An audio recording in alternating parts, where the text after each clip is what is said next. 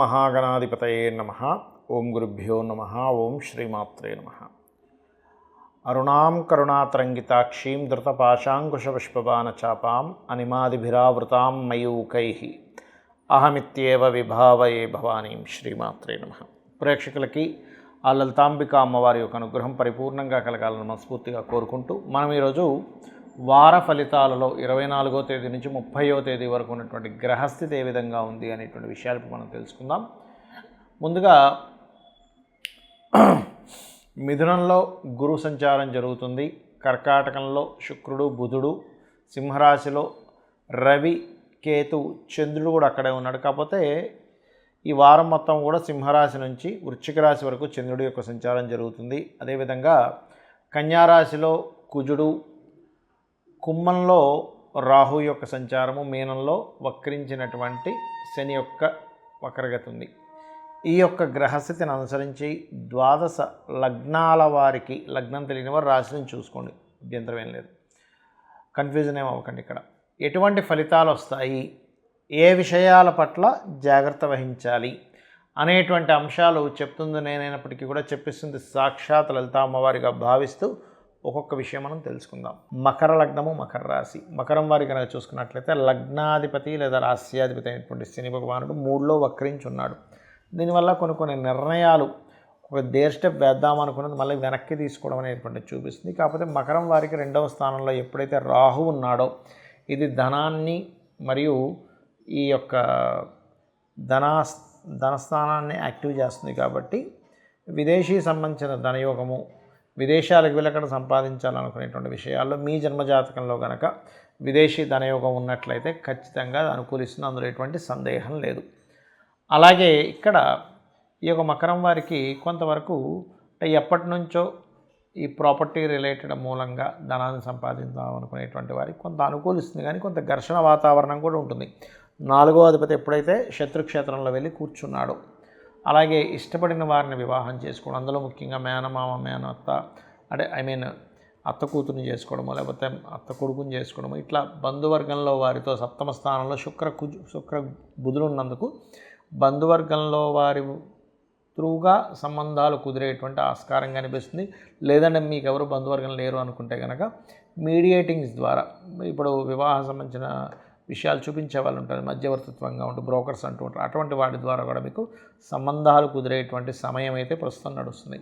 అయితే మీరు పెద్ద మొత్తంలో ఎట్టి పరిస్థితుల్లో కూడా 26, 27 తేదీలు మనీ ట్రాన్స్ఫర్ చేసేటప్పటిది కాస్త జాగ్రత్తగా ఉండండి. కాకపోతే 26, 27 తేదీలు కొన్ని ధైర్యంగా కొన్ని నిర్ణయాలు తీసుకోవడానికి మాత్రం అనుకూలంగా ఉంటుంది. మరియు మీకు లేదా మీ జీవిత భాగస్వామికి కూడా ఉద్యోగంలో కొన్ని మార్పులు, ఉద్యోగం కోసం ఎప్పటి నుంచో మీరు ప్రయత్నం చేసేటువంటి మార్పులు కూడా ఇక్కడ కలుస్తాయి, అందులో ఎటువంటి సందేహం లేదు. అలాగే వివాహ సంబంధించినటువంటి విషయాల్లో శుక్రవారం, బుధవారం గట్టిగా ప్రయత్నం చేసుకోండి. వివాహ సంబంధించిన విషయాలు కొంతవరకు ముందుకు కదులుతాయి. ఇక మీరు నిత్యము చేయవలసినటువంటి దేవతారాధన లలితా సహస్రనామాలు మరియు విష్ణు సహస్రనామాలని శ్రవణం కానీ పఠనం కానీ చేయండి. అన్ని విధాలా మీకు బాగుంటుంది. చాలామందికి ఏదైనా ఒక రెమెడీ చేసుకుంటున్నా, పూజ చేసుకుంటున్నా, లేకపోతే ఒక మంత్రం తీసుకుంటున్నా పూర్తిగా ఫలితాలు రావట్లేదు, ఏమి చేయాలి అని నన్ను చాలామంది అడుగుతూ ఉన్నారు మెసేజ్లోనది. దానికి ఒక క్లారిటీ ఇస్తాను ఈరోజు నేను మీకు. ఇక్కడ మనం ఒక విషయాన్ని పూర్తి క్లారిటీ తెచ్చుకోవాలి. ఏమిటది అంటే, మనం ఒక అనుభవం పొందుతున్నాం అంటే అది మంచి అనుభవం కానివ్వండి, అంటే మనం ఒక లాభాన్ని పొందుతున్నాం, లేకపోతే ఒక నష్టాన్ని పొందుతున్నాం, ఒక బాధని మనం పొందుతున్నప్పుడు ఇది ఏదైతే ఉందో ఇదంతా కూడా మొట్టమొదటిగా పూర్వజన్మల్లో మనం చేసుకున్నటువంటి కర్మ వల్ల వస్తుంది అనేది ఒక క్లారిటీ రావాలి.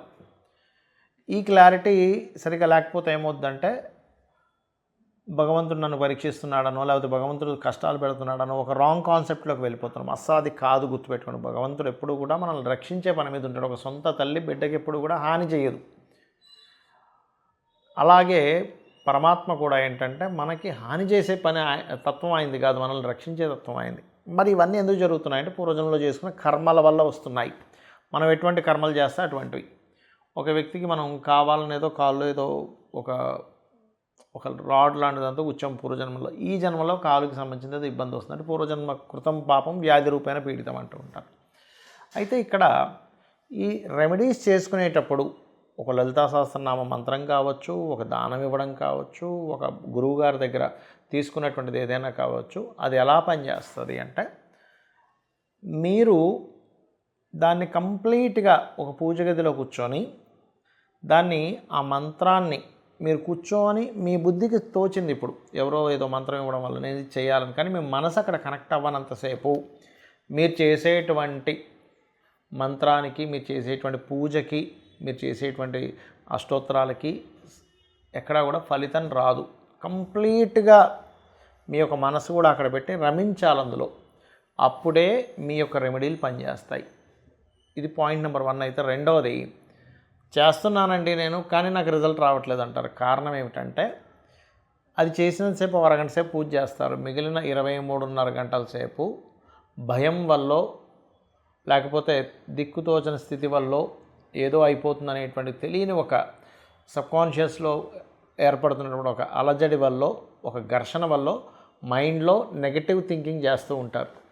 అలా నెగిటివ్గా మీరు మనసులో అనుకోవడం కూడా మంత్రమే అని చెప్తుంది శాస్త్రం. మననాత్రాయతే ఇది మంత్ర. అంటే మనసులో ఏదైతే మాటికి మనం స్మరిస్తున్నామో అది మంత్రం. అరగంట సేపు చేసినటువంటి ఏదైనా ఒక జపం కంటే కూడా 23 గంటలు అంటే నిద్రపోతున్నా, తెలివేస్తున్నా, మీరు ఏ పని చేసుకుంటున్నా అదే తిప్పుతుంది. అమ్మాయి అప్పు కట్టకపోతే ఎలాగా, మా అమ్మాయి కూతురు పెళ్ళికి డబ్బులు రాకపోతే ఎలాగా, ఇక రకరకాలు ఉంటాయి. ఈ జబ్బు తగ్గకపోతే ఎలాగా, లేకపోతే వీటితో పెద్ద గొడవ అయ్యేటట్టుంది ఎలాగా. అంటే ఏంటంటే మీరు పరిపూర్ణంగా నేను అమ్మవారిని నేను పట్టుకున్నాను, నేను పూర్వజంలో ఏదో కర్మ చేసి ఉంటాను కాబట్టి నేను ఇది అనుభవిస్తున్నాను, కానీ నేను అమ్మవారిని ఆశ్రయించాను కాబట్టి అమ్మవారు నేను ఇంకోసారి ఈ తప్పు చేయను, అమ్మవారు నన్ను చూసుకుంటుంది అనేటువంటి బలమైనటువంటి మైండ్ సెట్తో మీరు ఉండగలిగితే, ఎంతసేపు నేను అమ్మవారి మంత్రం చేస్తున్నాను కాబట్టి నేను ఇంక ఇలాంటి తప్పు ఇంకో పూర్వజన్మలో చేసి నేను చెయ్యను అని బలంగా మీరు నిర్ణయించుకోగలిగితే ఖచ్చితంగా ఈ మంత్రం మీకు పనిచేసి తీరుతుంది. అది లలితా సహస్రనామాలు కానివ్వండి, విష్ణు సహస్రనామాలు కానివ్వండి, ఏదైనా కానివ్వండి. ఇది మీరు అర్థం చేసుకోవాలి. అంతేగాని ఇదేంటో ఏదో దానం ఇస్తున్నాం అవుతుందో అవ్వదో, ఏదో లలిత సహస్రనామాలు చదువుతున్నాం అవుతుందో అవ్వదో అనుకుంటే దాని ఫలితం నిజంగా అలాగే వస్తుంది, గుర్తుపెట్టుకోండి. అందుకే మనకి డాక్టర్లు కూడా చెప్తారు, ఏమంటే మీరు నమ్మకంగా మీరు ప్రశాంతంగా ఉండండి, ఓవర్ థింకింగ్ చేయకండి అంటూ ఉంటారు. అనవసరమైన భయాలు పెట్టుకోకండి, ప్యానిక్ అవ్వకండి అని చెప్తుంటారు చూసారా. అంటే మనం ప్యానిక్ అయితే మనకు రోగం ఎలా ముదురుతుందో మన నిత్య జీవితంలో కూడా అనవసరంగా మైండ్లో రకరకాల ఆలోచనలు తిప్పుకొని ప్యానిక్ అయితే ఆ కర్మలు కూడా అలాగ అనుభవించవలసి వస్తుంది. అలాగే ఎప్పుడు కూడా కేవలం ఏలినాడ్సనో లేకపోతే కాలసర్ప యోగమనో లేకపోతే ఇంకోటి ఏదో అనో భయపడడం కాదు. ఇవన్నీ కర్మలు. నేను దీని నుంచి బయటపడాలంటే నేను ఏం చేయాలి, అసలు పర్సనల్గా జాతకంలో అసలు ఏమి ఉంది, ఎదగట్లేదా, అది లగ్నం ఎలా ఉంది, ధనం రావట్లేదా, ధనాధిపతి ఎలా ఉన్నాడు, ఏ రూట్లో మనకు డబ్బులు వస్తుంది, గొడవలు అవుతున్నాయి అన్నదమ్ములతో, 3వ స్థానం ఎలా ఉంది, ప్రాపర్టీ నేను కొనలేకపోతున్నాను, ఎందుకు కొనలేకపోతున్నాను, నా పేరు మీద అయితే నేను కొనలేకపోతున్నాను, నా భార్య పిల్లల పేరు మీద కొనొచ్చా, లేదా సంతానం గురించి ఇబ్బంది పడుతున్నాం, ఎందుకు సంతానం బాగుపడాలని మనం తపన పడుతున్నాం, దానికి ఏం చేసుకోవాలి, లేదా రుణరోగ శత్రువులు ఎందుకు వస్తున్నాయి, వివాహం ఎందుకు అవ్వట్లేదు అనేది ఒక్కొక్క భావము ప్రత్యేకంగా వేరువేరుగా ఉంటుందనే క్లారిటీ పెంచుకోవాలి. అంతేగాని ఎంతసేపు ఎల్నాడు శని వచ్చేసింది అందుకే నేను ఇలా అయిపోతున్నాను, శని నన్ను తినేస్తున్నాడు, ఆయనకేం పని లేదా, మనల్ని పట్టుకుని తినేది పైన, ఆయనకి ఇంకేమీ ఫుడ్ లేదా, అది కాదు. మన కర్మ ఆ రూపంలో ఆయన అందిస్తున్నాడు, అది మనం అర్థం చేసుకోవాలి.